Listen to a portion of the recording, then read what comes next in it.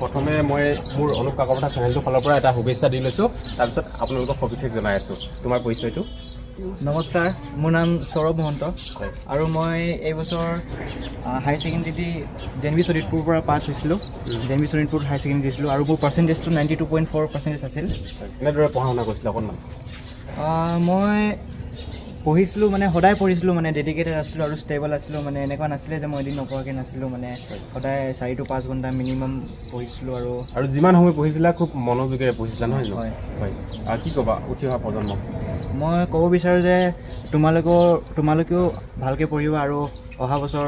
ভালকৈ হাই ছেকেণ্ডেৰী দিবা আৰু মেট্ৰিক যোন ছাত্ৰ ছাত্ৰী দিব ভাইটি ভণ্টি চবেই ভালকৈ দিবা আৰু ভালকৈ পাছ হ'বা হয় তোমাৰ ভৱিষ্যতে কি হোৱাৰ সপোন আছে কি পঢ়িম বুলি ভাবিছা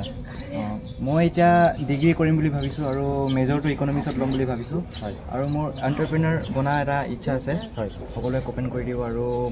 মই নতুনকৈ এইটো ফিল্ডত যাম মানে এইটো ইমান নলেজ নাই এক্সপিৰিয়েঞ্চ নাই আপোনালোকে ক'ব ভালকৈ জনাব মোক আৰু মোক গাইড দিব যাতে মই আগুৱাই যাওঁ আৰু ভালকৈ মোৰ লাইফত কিবা কৰিব পাৰোঁ হয় বন্ধুসকল মই আহিছোঁ আজি কাকপথাৰ দিয়া খুঞ্জান ডেকা সত্ৰাধিকাৰ ঘৰত আহিছোঁ আৰু এই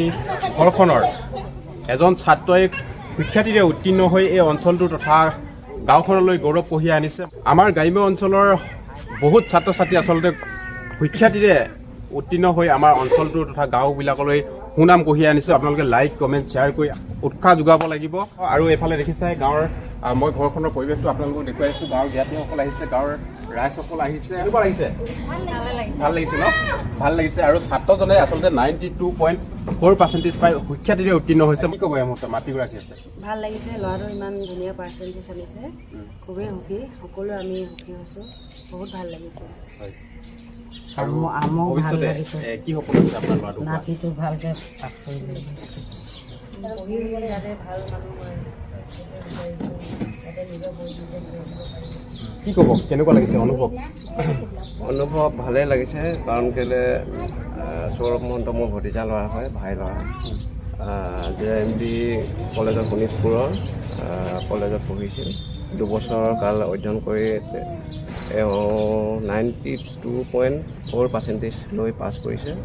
গতিকে এই চেগতে মই সেই JMB কলেজৰ শিক্ষক শিক্ষয়িত্ৰীসকলকো মই ধন্যবাদ জনাইছোঁ আমিও গৌৰৱ অনুভৱ কৰিছোঁ এই ভতিজা ল'ৰাটোৰ বিষয়ে আৰু এই ল'ৰাটো যাতে ভৱিষ্যত দেশৰ নাগৰিকত্ব হিচাপে যেন সুপথ পায় তাৰ বাবে যেন ৰাইজকে আশীৰ্বাদ কৰক আৰু তোমাৰ সফলতাৰ আঁৰত তুমি প্ৰথমে কাক ধন্যবাদ দিবা হয় মই প্ৰথম ধন্যবাদ দিম মোৰ মা দেউতাক কাৰণ মই ইমান দূৰ তেজপুৰত পঢ়িছিলোঁ তাত মানে মোৰ মা দেউতাই বহুত সহায় কৰিছিলে মোক যাবৰ কাৰণে পঠিয়াইছিলে ভালকৈ তাত ইয়াৰ পৰা ভালকৈ পঠিয়াইছিলে আৰু মই মোৰ নিজৰ দেউতা আইতাকো ধন্যবাদ দিম আৰু মোৰ স্কুলৰ ছাৰ বাইদেউ সিহঁতকো ধন্যবাদ দিম মই আৰু মোৰ বন্ধু বান্ধৱ চবকে মানে সিহঁতি সহায় কৰিছিলে মোৰ পঢ়াৰ ক্ষেত্ৰত খেলিব কোনো মোৰ লগত আছিল সদায় আছিল সিহঁতি আৰু ভৱিষ্যত মই যোনটো লাইন পঢ়িম বুলি ভাবিছোঁ সেইটোৰ কাৰণে আপোনাৰ সকলোকে মোক ভৱিষ্যত দিয়ক আৰু মোৰ আশীৰ্বাদ দিয়ক যাতে মই ভালকৈ মানে ভালদৰে যোনটো বনিব বিচাৰিছোঁ তাক মই ভালকৈ মানে পাওঁ আৰু সফল এটা এণ্টাৰপ্ৰেনাৰ হ'ব পাৰোঁ ধন্যবাদ আজি আপোনালোকে আহিলে বহুত আপোনালোকৰ শুভেচ্ছা থাকিল আৰু আপোনাৰ অনুপ কাকপথাৰ চেনেলটোলৈও বহুত শুভেচ্ছা থাকিল যে আপুনিও আগুৱাই যাওক আৰু মোক উৎসাহ দিয়াৰ কাৰণে বাবেও আপোনাক ধন্যবাদ জ্ঞাপন কৰিছোঁ